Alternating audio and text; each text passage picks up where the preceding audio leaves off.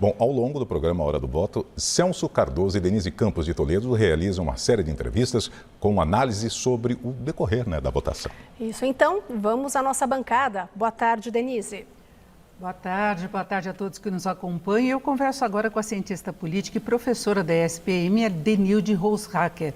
Denilde, boa tarde. Boa tarde. Pois é, vamos começar falando das informações que nós temos agora, né? Apenas o comecinho da apuração, a gente não pode ter referência ainda em relação a isso.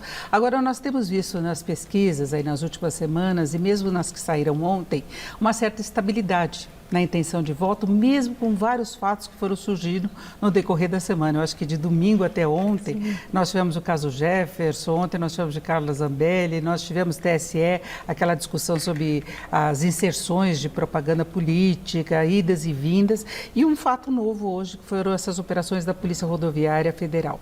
Eu queria saber se o fato específico, começando por hoje, pode ter alguma implicação sobre a votação. O presidente do TSE, Alexandre de Moraes, disse que não interfere. Na sua opinião, é isso mesmo? Olha, boa tarde. Na verdade, a gente tem que ver se vai afetar a abstenção, né? Acho que essa era a grande preocupação da campanha do PT ao longo aí de toda a campanha, e principalmente no segundo turno, e o quanto isso afetaria no impacto da eleição final. Acho que o juiz, né, o Alexandre de Moraes, deu aí um entender e tentou tranquilizar de que, apesar de ter criado limitações para a participação, o que é muito preocupante, não impediu as pessoas de votarem. Então, não vai afetar a abstenção de forma geral. Então, acho que esse é o primeiro ponto, e aí a gente precisa ver como que ficaram os números finais de abstenção e se teve nessas regiões algum impacto. Acho que a campanha do PT vai fazer alguma ação se acontecer algum tipo de efeito direto na participação. O que é preocupante é criar no dia da eleição algum mecanismo que impeça as pessoas de livremente exercerem seu direito de voto. Então, acho que esse é também uma outra grande discussão.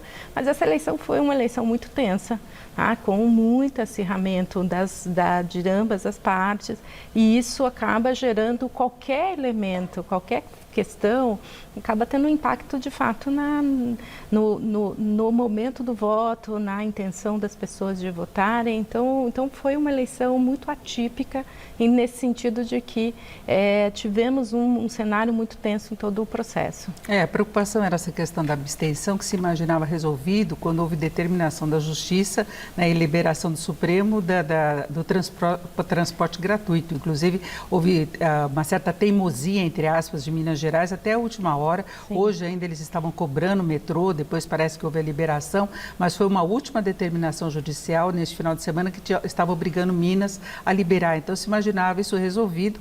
Aí vieram essas operações da Polícia Rodoviária Federal, o último no PV, acho que eram 560 operações ou mais, concentradas principalmente no Nordeste. E eu acho que o que cria desconfiança é o fato de ontem o diretor da Polícia Rodoviária ter postado a favor do presidente Jair Bolsonaro, chamando votos para ele. Depois ele apagou, mas já tinham tirado o print, não dá para você correr na internet, fugir das redes sociais, então fica aquele clima, né? Vamos ver o que acontece quando avançar a apuração no Nordeste, não é? Eu acho que a gente vai ter que ver o que acontece, e de fato é uma situação atípica, né? A gente não tem uma operação padrão de checagem no dia da eleição, dado esse contexto e dessa discussão sobre a abstenção, né?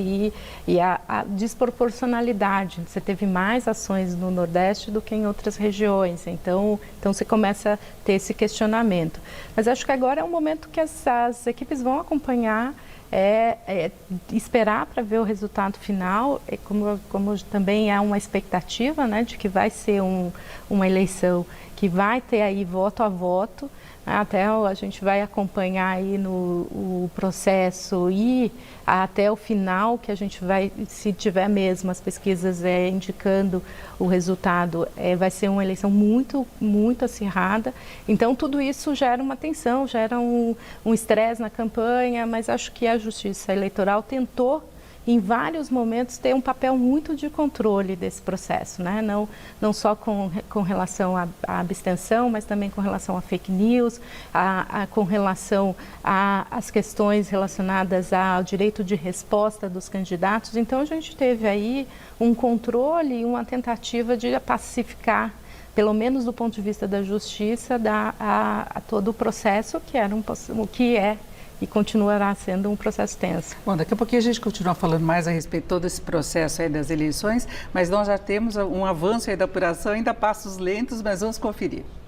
E eu continuo conversando com a Denilde Roussacker, que é cientista política, professora de Ciências Políticas da SPM. Denilde, dá para falar alguma coisa dessa apuração? Ainda muito no começo, em relação, inclusive, às disputas estaduais. Olha, é muito no começo, né? Então acho que a gente ainda precisa acompanhar um pouco mais. Mas algumas já mostram que os resultados da pesquisa são indicativos, né? Seguem aí o mesmo padrão de que a gente tinha visto ontem, em alguns dos resultados, mas ainda é muito pouco para a gente afirmar se não vai ter alguma virada ou tem alguma situação diferente.